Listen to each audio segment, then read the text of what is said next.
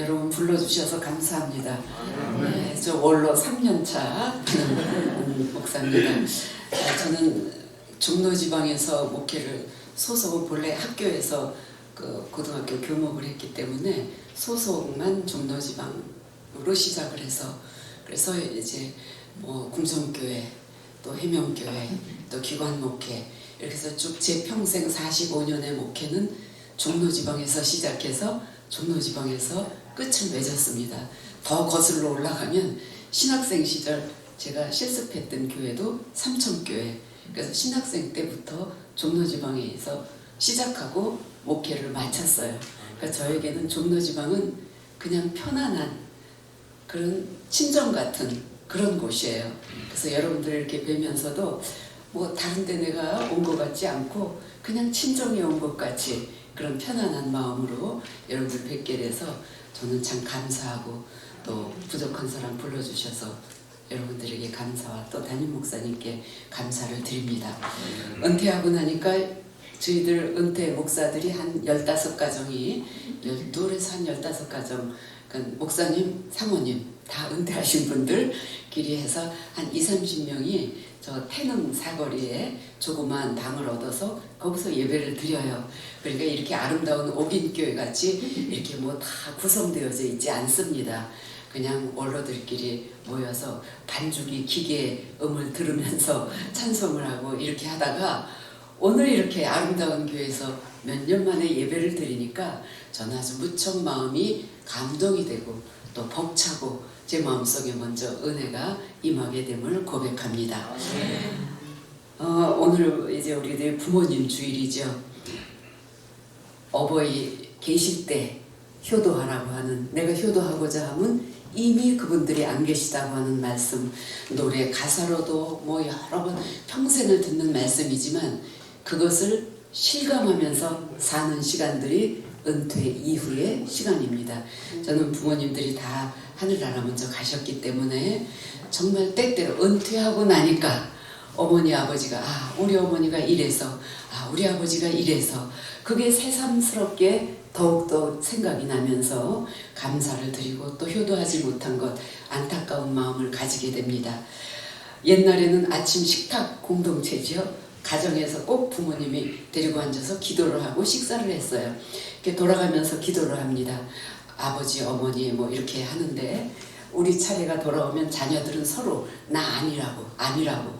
그런데 유독 제 남동생이 이렇게 눈치를 보다가 오늘 누구지? 아버지가 그러면 저요! 그리고 자기가 꼭 먼저 앞장서서 해요. 그 이유는 어머니 아버지가 기도를 하면 길게 하시기 때문에 자기가 하면 짧게 간단하게 오늘도 일용할 양식 주셔서 감사합니다. 예수님 이름으로 기도합니다. 끝! 이게 끝이에요. 그러니까 기도 길게 할까봐 자기가 맨날 눈치 쓱 보고 저요! 그리고 우리 남동생이 늘 했던 그런 생각이 납니다. 그런데 제 마음속에 날마다 생각되어지는 것은 특히 은퇴한 이후에 제 생활 속에서 느껴지고 고백하는 건 우리 어머니의 기도가 우리 아버지의 기도가 이런 마음에서였구나. 아침에 일어나서 눈을 뜨면 오늘은 여기가 고장이 나고 내일은 여기가 고장이 나고 조금씩 여기저기 고장이 나요. 근데 기도하실 때 우리 어머니 아버지가 늘 그런 기도를 하셨어요. 하나님 오늘 우리 자녀들 우리 식구들 기고동작하게 하시니 감사합니다. 우리 자녀들 가난해서 죄짓지 않게 하시고 부에서 죄짓지 않게 하시고 일용할 양식 주시기 원합니다. 아니 좀 부자 되게 해달라고 기도해 주시지. 그래서 그 두 가지의 기도가 늘 불만이었어요. 기고동작 자고 일어나면 움직이는 것은 당연한 건지 알았어요. 그게 당연한 건지 알았어요. 그런데 제가 은퇴하고 보니까 어르신들 계신데 죄송하지만 정말 날이 갈수록 당연하게 여겨졌던 것들이 당연하지 않게 그렇게 되더라고요. 그래서 이런 일이 나에게도 그러면서 어머니 아버지의 그 기도가 새삼 기고동작하게 하심을 감사합니다. 저도 모르게 아침에 눈을 뜨고 기도할 때 그 감사가 나오는 거예요. 하나님 오늘도 내가 기고동작하게 하시니 감사합니다. 것은 당연한 것은 아무것도 없습니다. 은혜라고 하는 찬양의 가사가 이런 내용입니다.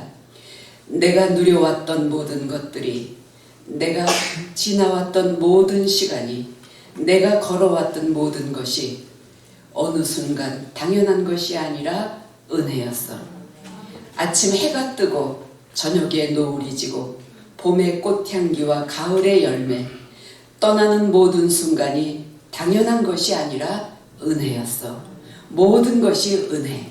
하나님의 은혜, 세상에 당연한 것 하나도 없었던 모든 것이 은혜였어. 내가 이 땅에 나와 사는 것, 어린아이 시절부터 지금까지 숨을 쉬며 꿈을 꾸며 사는 것, 당연한 것이 아니라 은혜였어. 내가 하나님의 자녀로 살며 오늘 찬양하고 예배하는 삶, 복음을 전할 수 있는 축복이 당연한 것이 아니라 은혜였어. 모든 것이 은혜, 한없는 은혜. 세상에 당연한 것 하나도 없었던 것이, 모든 것이 은혜, 모든 것이 은혜, 은혜. 이런 찬양이 있습니다. 여러분들 아실 거예요. 이 찬양 가사를 들으면서 그래, 이것이 나의 신앙 고백이구나. 내가 당연하게 기고동작함이 당연한 것인 줄 알았는데, 내가 설교하는 것 당연한 것인 줄 알았는데, 내가 기도할 수 있는 것 당연한 것인 줄 알았는데, 자녀를 주신 것 당연한 것인 줄 알았는데, 그 모든 것이 하나님이 내게 주신 선물이요, 하나님이 내게 허락하신 은혜요, 부모님들의 기도의 열매요, 은혜라고 하는 그런 고백을 날마다 하게 됩니다. 우리가 5월 가정의 달을 맞이하고 또 특별히 오늘 부모님 주일입니다. 여러분들의 마음속에 부모님이 계시든 계시지 않든 이런 마음의 은혜와 감사가 늘 넘침으로 인해서 가족들이 모일 때마다 찬양하고 아름다운 가정, 복된 가정 이루어 가시기를 간절히 바랍니다.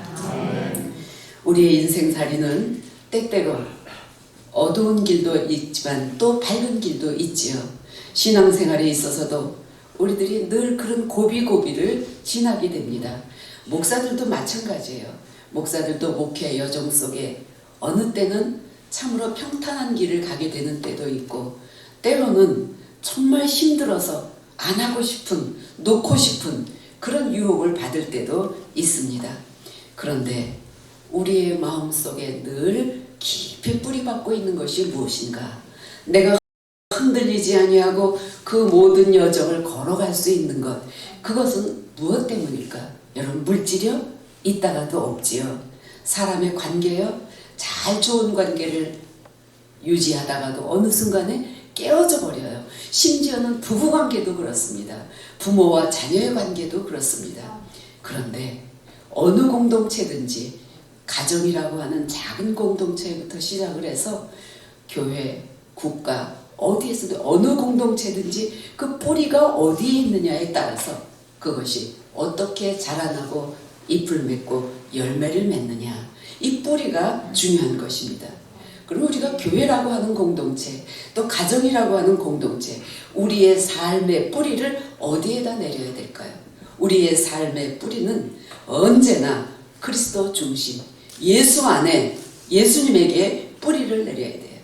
그래서 우리는 이 교회라고 하는 공동체는 우리 마음과 영과 모든 것이 하나, 그리스도라고 하는 이 뿌리 속에 여기에 우리들이 다 가지로 뻗어나오는. 그래서 우리가 세례 받을 때 목사님이 뭐라고 그러고 세례를 주십니까? 성부, 성자, 성령의 이름으로, 한 분이신 예수 그리스도, 그 이름으로 세례 받은 사람, 우리는 다 같은 주님의 자녀예요. 그래서 우리들이 늘 하나 되기 위해서 뿌리를 한 곳에 든든하게 뿌리를 내릴 때, 그때 우리는 교회 공동체도 가족 공동체도 살 길이 열린다고 하는 것입니다. 그래서 바울 사도는 오늘 본문에서 골로새 교회에 아주 간절한 마음으로 부탁을 하고 있습니다. 너희들이 그리스도 예수를 주로 받았으니 그 안에서 행하되 그 안에 뿌리를 박음에 세움을 받아 교훈을 받은 대로 믿음에 굳게 서서 감사함을 넘치게 하라. 우리의 뿌리를 어디에 둬야 되느냐? 그것을 뿌리를 교회에 두라 그랬어요. 뿌리라고 하는 것이 무엇입니까? 뿌리는 근간, 그러니까 뿌리가 뽑혔다. 그러면 건축물로 얘기하면은 집이 무너졌다고 하는 거예요. 우리의 인생이라고 한다면 인생이 무너진 거예요. 이게 얼마나 무서운 일입니까? 그러니까 뿌리가 뽑히지 않게 해서 흔들리지 않기 위해서는 그 깊이 뿌리를 깊이 내리라고 하는데 그 깊은 뿌리를 어디에다가 내리느냐? 그것은 바로 우리가 교회라고 하는 그리스도 안의 공동체, 여기 신앙 안에 들어오라고 하는 얘기예요. 여러분 세상에서요 좋은 직장에 가고 돈을 많이 벌고 성공하고 이런 것도 중요하지요. 그런데 그 모든 것들이 신앙의 뿌리가 없는 데에 세워진다고 하면 그것은 기초공사가 안 돼 있는 집이에요.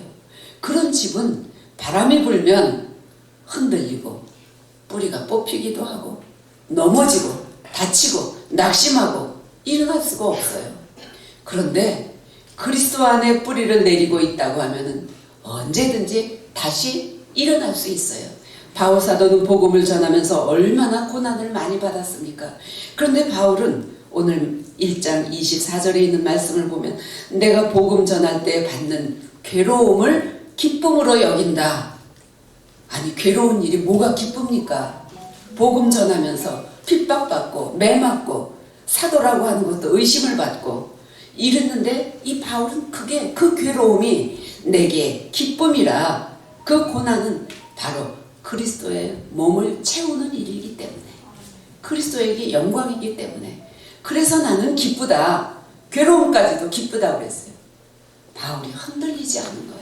사도라고 하는 것 의심받아도 핍박을 받아도 매맞아도 감옥에 갇혀도 흔들리지 않을 수 있었던 것은 이 모든 것이 그리스도에게는 영광이고 내게는 그래서 기쁨이다.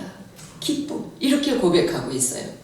여러분 우리가 신앙생활을 하기 위해서는 언제든지 하나님의 말씀 생명의 떡 이 안에 빛으로 들어오라고 하는 것입니다. 예배 코로나 이 시국으로 인해서 예배가 얼마나 많이 무너졌어요. 예배당에 주일학교 아이들이 교회 못 오잖아요. 또 부모님들은 또 직장이 병원이라든지 이런 데 근무하시는 분들이 교회 못 와요. 그래서 재택근무를 우리들이 오래 했어요. 그러다 보니까 지금 코로나가 이제 많이 회복이 되는 가운데 있지만 직장도 출근하는 그 문화가 바뀌고 있다고 그래요. 그 조사를 하니까 설문조사를 하니까 그냥 나는 재택근무하면 좋겠습니다. 이렇게 하는 사람들이 그렇게 많다는 거예요. 출근, 퇴근, 시간 얼마나 많이 우리가 그 써야 돼요. 시간도 드려야지요. 나가면 또 밥을 사 먹어야지요. 그러니까 집에서 근무해 보니까 편한 거예요. 여러분 이게 회사만 그렇습니까? 교회도 예배도 마찬가지예요. 교회도 신앙생활이 얼마나 많이 흐트러졌어요. 저희 집에 아이들만 해도 손주 손녀들이 교회 학교 출석을 하다가 그동안 못 갔어요. 그래서 집에서 영상으로 예배를 드리는데 집에서 영상으로 예배를 드리면 여러분들은 어떠세요? 영상으로 예배 드려보셨죠? 영상으로 예배를 드리니까 이거 예배 드리는 것 같지가 않아요. 저도 2주일 그렇게 해봤어요. 처음 코로나 심각할 때. 그렇게 보니까 예배 드리는 도중에도 뭐 일어났다 앉았다 설교를 들어도 한쪽 귀는 들으면서 한쪽으로는 다른 생각하게 되고 예배가 예배되는 우리들이 교회가 교회되는 신앙생활 이거 우리가 재정비해야 되는 이런 시기를 맞이한 거예요. 여러분 교회도 제가 목사님께 여쭤보니까 이제 애찬하는 것도 지금 못하고 있고 이런 여러 가지 어려움을 얘기하셔요.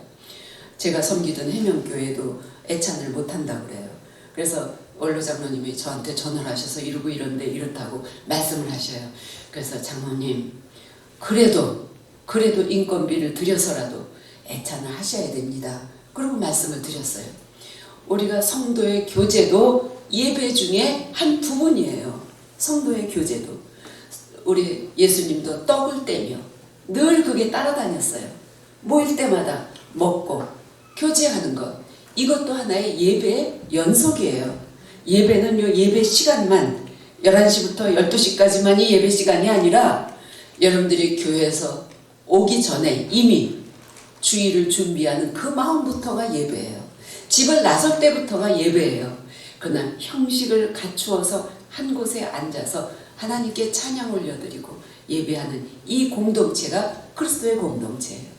그래서 우리는 교회 안에 있을 때도 흩어져도 예배가 중심이 돼야 되고 교회가 중심이 돼야 되고 우리의 삶의 근간이 교회가 돼야 된다고 하는 거예요. 그 뿌리가 교회가 돼야 돼요.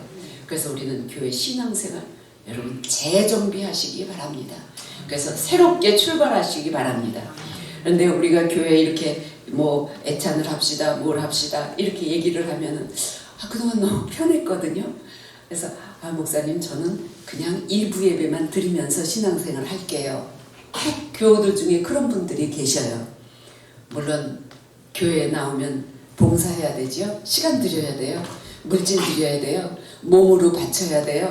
할 일이 너무나 많아요. 교회는 늘 손이 부족하기 때문에. 그런데 물론 그렇게 신앙생활하는 것도 하나의 방법이기는 하지만은 그럼에도 불구하고 우리는 이 안에 동참하는 것이 뿌리를 내리는 것이고 이 공동체 속에서 함께 뛰는 것이 그것이 깊이 뿌리를 내리고 흔들리지 않은 그런 기초를 다질 수 있는 거예요. 그 기쁨은 내 것을 몸과 마음과 시간과 물질과 그 모든 것을 드리면서 이 공동체 속에 내가 속한다고 하면 그 기쁨은 구경꾼처럼 예배만 드리고 그냥 가는 그 기쁨하고는 달라요. 여러분 운동 경기를 이렇게 하면서 보면 응원 열심히 하는 분들 있죠. 응원도 뭐 얼마나 신나게 합니까? 우리들이 축구 월드컵 때 얼마나 우리가 열심히 광화문 광장에서 뭐 얼마나 열심히 응원을 했어요. 그것도 기뻐요.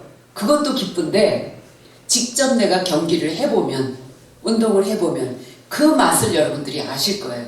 요즘 뭐 우리 축구도 얼마나 붐이 일어났어요. 여성들도 축구를 많이 해요. 아이들도 해요. 저도 은퇴하고 나니까 조금 시간이 돼서 요즘에 조금 뭘 이렇게 운동을 좀 배우고 있어요. 탁구를 하는데 탁구 그냥 할 때는 뭐 그냥 그런가 보다 하고 했어요. 그런데 경기를 하면 어떻습니까? 경기를 하면 저는 승부욕이 별로 없는 사람인데 경기를 시작하면 이겨야 되는 거예요. 그런데 이기고 나면 어때요? 이기고 나면 응원할 때 밖에서 보던 기쁨하고 직접 뛰었을 때 기쁨하고는 다르다고 하는 거예요. 여러분은 어떻게 신앙생활하고 계십니까? 구경꾼 신앙생활 하십니까? 직접 선수처럼 뛰는 신앙생활을 하십니까? 여러분 구경꾼이 아니라 직접 뛰는 선수처럼 그리스도의 일꾼으로서 신앙생활 하시기 바랍니다. 일꾼으로서 신앙생활하는 것이 우리가 그리스도의 공동체 여기에 뿌리를 깊이 내리는 그런 삶의 그런 신앙생활의 모습입니다. 그다음에 우리들이 이렇게 뿌리를 교회에 내린 다음에는 어떻게 해야 될까요? 뿌리를 내린 식물은 자라야 되잖아요. 이게 자라야지 보기가 좋아요. 자라는 걸 볼 때 기쁨이 있어요. 주님이 우리에게 이 땅에 뿌리를 내릴 수 있도록 교회 공동체를 세워주셨어요. 여기에 심겨진 우리들이 자라지 않고 제자리에 머물러 있다고 하면 주님 기쁘시지 않아요. 근데 바울은 내가 고난받는 것이 괴로운 것이 내가 기쁘다. 힘들고 어려운 게 기쁘다. 왜? 내가 잘하고 있다고 하는 증거예요. 내가 어려움을 겪는 것이. 여러분 우리들이 얼마나 어려운 일을 많이 겪으면서 여기까지 왔습니까? 그런데 우리에게 말씀하십니다. 비바람이 불어도 무너지지 아니하는 사람은 지혜로운 사람이며 말씀을 듣고 행하는 자라 그랬어요. 흔들리지 비바람이 불어도 흔들리지 않는 사람, 비가 내리고 창수가 나도 그 집이 무너지지 않는 사람, 그 사람은 바로 내 말을 듣고 이 말을 듣고 행하는 자, 행동으로 옮기는 거예요. 우리가 뿌리를 내린 다음에는 영양 공급을 받아야 돼요. 그 영양 공급이 뭘까요? 바람도 있지요. 햇빛도 있지요. 물도 줘야죠. 이 영양 공급이에요. 이거는 바로 오늘 영적인 영양 공급은 말씀을 듣고 배우고 기도하는 거예요. 여러분 말씀, 기도 이거 각기 뗄래야 뗄 수 없어요. 어떤 사람은 아니 난 집에서 기도해요. 새벽 기도 오세요 그러면 아니 전 집에서 해요 목사님. 물론 집에서 하시는 것도 좋습니다. 저도 처음엔 은퇴하고 나서 새벽 기도를 늘 하던 습관이 되니까 4시면 눈이 떠지는 거예요. 근데 제가 경기도로 이사를 가니까 밖에 무서워서 깜깜해갖고 못 나오겠더라고요. 그래서 처음에는 좀 무섭지만 그래도 용기를 내볼까 그러다가 안 되겠어서 그냥 집에서 혼자 해요. 근데 혼자 앉아서 하다 보니까요. 처음엔 4시에 일어나던 게 한 6개월 지나니까 5시에 일어나지고요. 1년 지나니까 요즘은 6시 점점점. 그리고 기도하는 시간도 점점 짧아져요. 성경 읽는 시간도 짧아져요. 그래서 안 되겠다. 그래서 요즘에 다시 각성을 하고 성경을 아예 식탁에 그냥 펼쳐진 대로 놔둬요. 그래서 내가 오늘 여기까지 읽었지, 여기까지 읽었지. 그래서 식탁이 가장 가깝게 내가 접할 수 있는 장소니까 거기다 놓고 그리고 성경을 보고 기도하고 그렇게 시작을 해요. 근데 요즘 젊은 사람들은 눈 뜨면 뭐부터 만지죠? 휴대폰, 카톡. 여러분 우리가 눈을 뜨면 기거동작하게 하시니 감사합니다. 눈이 볼 수 있는 것도 얼마나 감사해요. 눈이 볼 수 있는 것도 감사. 저는 제가 섬기던 교회 그 원로 권쌤이 이제 돌아가셨어요. 그분이 뭐 일본 가서 공부하시고 아주 학식이 많은 분이었어요. 그런데 돈도 많으셨어요. 근데 그분이 혼자 계시면서 뭐라 그러시냐면 내가 젊었을 때는 내가 은퇴하면은 이렇게 책을 읽고 음악을 듣고 이렇게 생활해야 되겠다. 그렇게 자기 속으로 생각을 했대요. 그런데 60이 넘어 이 일을 놓고 보니까 그 다음에 눈에 황반변성이 왔어요. 그래서 점점점 눈을 못 보게 돼서 신방 가니까 돋보기를 2개, 3개를 끼고 보시는 거예요. 그리고 한 달에 몇십만 원씩 하는 주사를 맞아야 돼요. 그런데도 그게 회복이 안 되더라고요. 그래서 눈이 안 보여서 책도 못 읽어요. 성경도 못 봐요. 보고 싶어도 못 봐요. 말씀 고백하고 싶어도 기운이 없어요. 나이가 들면 목소리도 안 나와요. 여러분 목소리 저절로 나오는 게 아니에요. 기운이 없으면요 소리가 안 나옵니다. 우리가 젊었을 때 여기 오늘 젊은이들은 저 뒤에 그래도 여러분이 있어요. 젊었을 때 눈이 밝을 때 열심히 성경 보시고 성경 외우세요. 말씀 외우세요. 외운 말씀은 잊혀지지 않아요. 그래서 말씀 날마다 못하더라도 일주일에 한 개라도 한 소절이라도 성경 외워서 내 것으로 삼으세요. 말씀을 내 것으로. 이게 영양 공부이에요. 이거 영양을 공급하는 거예요. 그렇게 말씀을 묵상하고 읽고 하는 저절로 기도는 나오는 거예요. 기도는 저절로 나와요. 그래서 우리는 든든하게 이렇게 세워나가야 돼요. 영양이 공급되지 않으면 나무는 죽게 돼 있어요. 영양 공급받지 못하는 나무처럼 우리가 흔들리면 지혜가 없다고 하면 그러면 바람이 불 때 쓰러져 넘어지리라. 그러나 든든하게 뿌리를 내리고 영양 공급을 든든히 받는 그런 믿음을 가진 성도, 그런 교회는 언제든지 바람이 불어도 코로나 아무것도 아니에요. 무섭지 않아요. 든든히 서갈 수 있는 그런 교회 공동체, 그리고 바로 우리 성도들이 되리라고 생각을 합니다. 여러분 열심히 그렇게 사모하시기 바랍니다. 우리가 예배 형식 무시하지 마세요. 예배라고 하는 이 교회라고 하는 이 건물, 물론 건물 자체만이 교회는 아니지만 그러나 이 형식과 절차를 따라서 예배 드린다고 하는 것은 영적으로 여기가 영양 공급을 받는 장소예요. 영양 공급을 받는 거예요. 그런데 우리가 영양 공급을 받지 않으면 어디에서 힘을 얻겠습니까? 혼자 기도하는 것보다 2-3 사람이 모여서 함께 기도하고 말씀 나누고 그 사람이 바로 영양 공급을 충분히 받아서 뿌리를 든든히 내려서 바람이 불고 창수가 나도 흔들리지 않고 반석 위에 세워진 집이다. 여러분들의 신앙생활도 교회도 이런 공동체, 이런 믿음 가지시기 바랍니다. 끝으로 우리는 이렇게 영양 공급을 잘 받는 사람은 믿음에 굳게 서게 됩니다. 믿음에 굳게 서시기 바랍니다. 우리가 믿음이라고 하는 게 뭡니까? 믿음.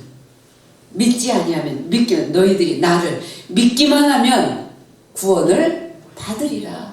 구원으로 가는 지름길이에요. 믿기만 하면 구원을 얻으리라. 우리가 구원받는다고 하는 게 꼭 육신이 썩어 없어진 다음에 받는 거 아니에요. 우리는 이미 구원받은 자들이에요.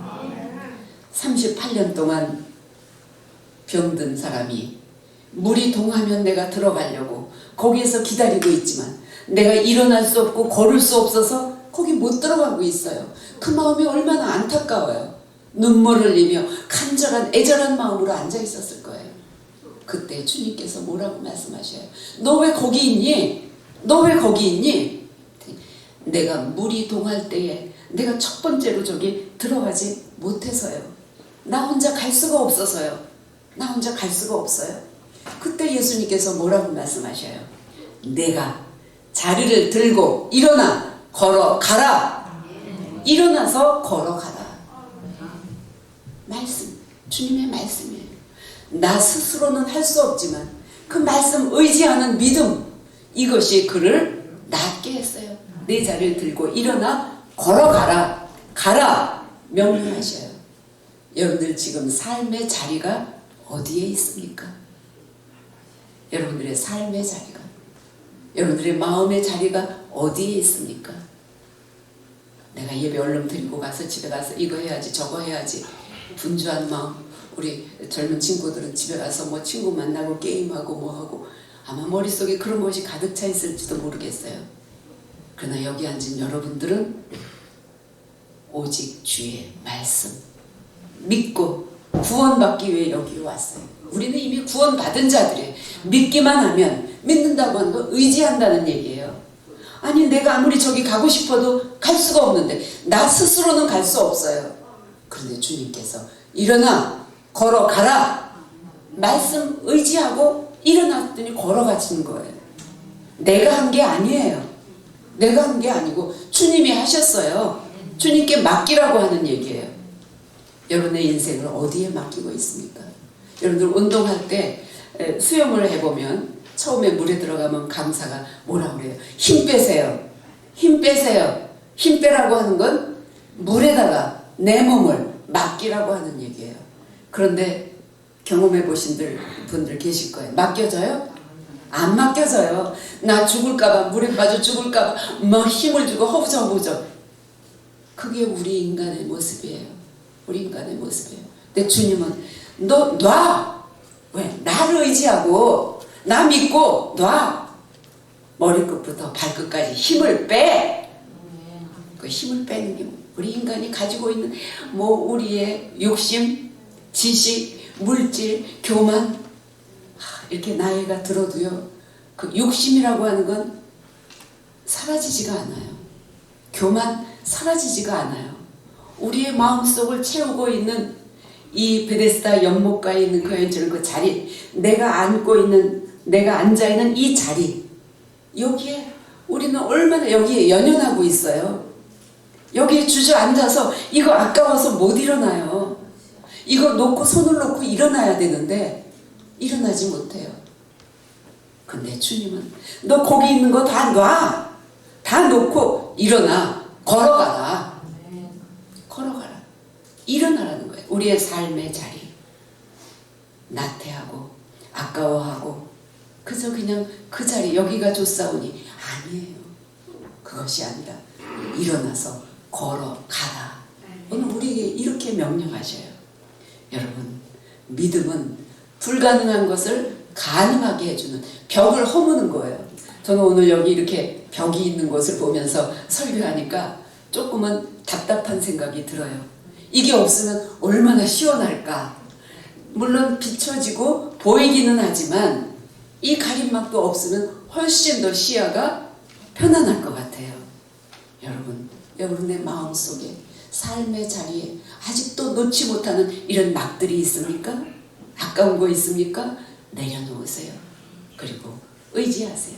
일어나서 걸어가라. 이게 믿음이에요. 이게 믿음. 그리스도 안에 뿌리를 내리면, 말씀에 뿌리를 내리면, 기도에 뿌리를 내리면 이런 믿음을 모두가 소유하게 될 것입니다.